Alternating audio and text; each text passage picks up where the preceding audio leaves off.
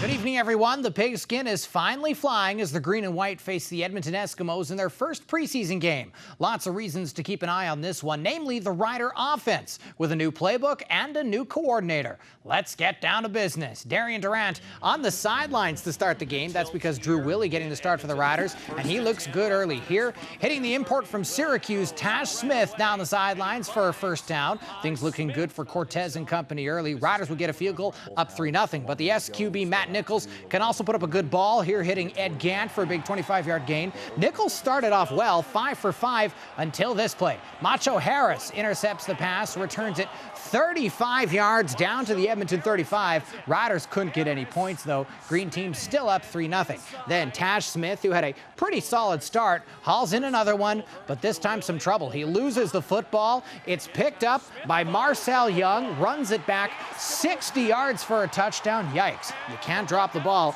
Eskimos make him pay. Green and gold lead 7-3. But minutes later, the Riders secondary would strike right back. Carlos Thomas, he gets the pick, and he sees nothing but daylight. The import from South Carolina finds pay dirt. 3 interceptions in 3 minutes. Riders back on top 10-7. Bad sight for Edmonton. Starting QB Matt Nichols goes down behind the play. Mike Riley would come in, and he gets introduced to Kenny Rowe. The 6'2" defensive end breaks through the line and gets the sack the second time he got to a quarterback. Second quarter, Darian Durant in the game. Tash Smith redeems himself with a nice catch, a leaping haul for a big gain. Durant finished 8 for 11 for 117 yards. A few plays later, some adventures in kicking. Chris Milo lines up for a field goal, misses it. Ouch. Riders still up by 3. Third quarter, 14-11 Eskimos. Tino Sunseri into the game for the Riders. He finds Greg Carr for the biggest gain of the evening, 50 yards in total, as Carr dipsy doodles down to the Edmonton 25. Game tied at 14. Philip Levis in to handle a routine punt, touches the football, but he can't find the handle. Yikes. Esks recover. That's not going to help you make the team, but this will. Next play, Eskimos quarterback Jakari Harris running out of room along the sideline, but leaps in for the touchdown. 21-14 for the green and gold. Levi Brown getting in some action for the Riders at quarterback in the fourth quarter. He finds Greg Carr for a big gain. Carr had a stellar evening. Late fourth, after trading field goals, Tino Sunseri back in the game. He finds Didi Dorsey just over the goal line for the touchdown. We're tied at 24. Sunseri finished 9 for 12, 122 yards. Then a former Saskatoon Hilltop seals it for the Riders. This ball tipped. Greg Newman picks it off, looks around, and knows he's gone. The homegrown safety scores the winning touchdown. Riders go on to win 31-24 in a thriller. 4 different quarterbacks getting in some action in this one for the Riders, who must cut down their roster to 65 players by midnight on Sunday. Their next game is against the Stamps. Speaking of those Stamps, out in Calgary, the BC Lions were in town to face the Calgary Stampeders. Kevin Glenn in at quarterback. He looks to the corner of the end zone. He finds Mo Price. Check out how he twists his body around to make the catch. Nice play. Later on, Kevin Glenn pump fakes and throws to Khalil Patton. He scores the major. Calgary looking good, but the Lions would come roaring back on special teams. Corey Williams finds a seam. Stamps playing some touch football at this time. Williams rumbles 105 yards for the major score. Lions hang on to win 29-27.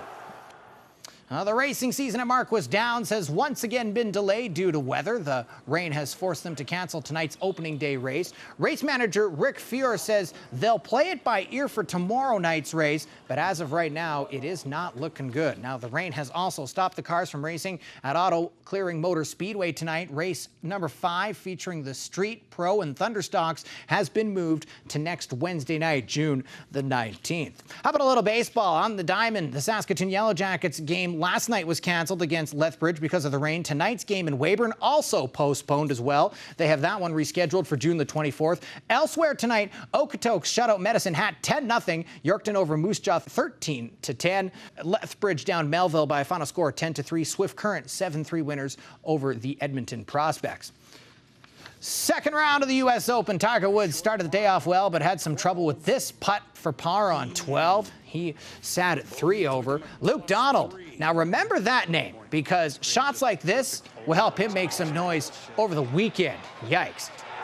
Beautiful shot there. Phil Mickelson led for most of the day, but just misses that 8-foot putt. But after that, he would settle down. This approach here is perfect. The ball almost going in the hole. Look at this. Mickelson finished tied for the lead with Billy Herschel at 1 under par. The first half of the NHL awards were announced this afternoon. Chicago's Jonathan Toews wins the Selke Trophy for top defensive forward.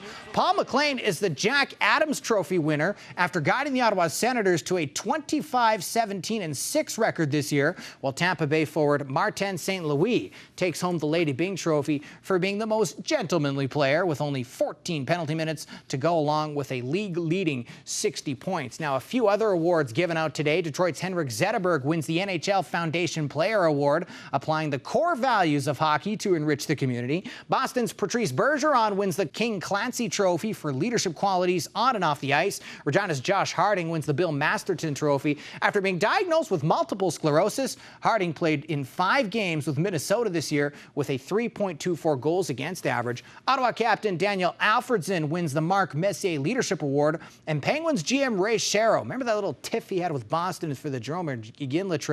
He's the league's top general manager. The rest of the NHL awards, including the Hart Norris trophies, will be handed out tomorrow night.